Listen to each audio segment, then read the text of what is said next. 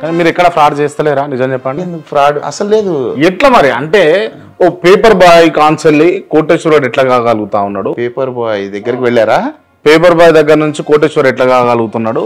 Suicide చేసుకుంటాం ఇవాళ అనుకొని రాత్రి ఫిక్స్ అయిపోయి తెల్లారి మీ మీటింగ్కి వచ్చి మీ సెషన్కి వచ్చి మారిపోయి అలా 2.5 కోట్ల రూపాయలు సంపాదించే స్థాయికి ఎట్లా ఎదుగుతున్నారు?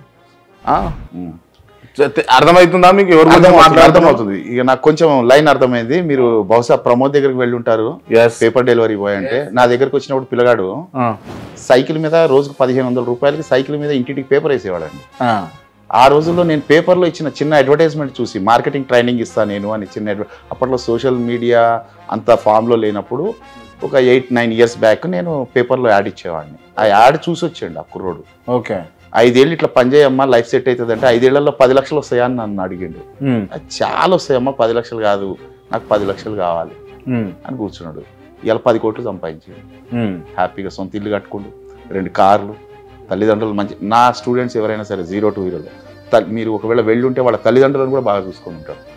మీరు కానీ కలిసి ఉంటే. అవును, నేను ఫస్ట్ నేర్పేది నువ్వు ఎప్పుడైతే సక్సెస్ అవుతావో ఫస్ట్ చూడాల్సింది తల్లిదండ్రులని, తర్వాత నిన్ను నమ్ముకొని వచ్చిన నీ అర్థాంగిని, నీ కడుపును పుట్టిన నీ పిల్లల్ని.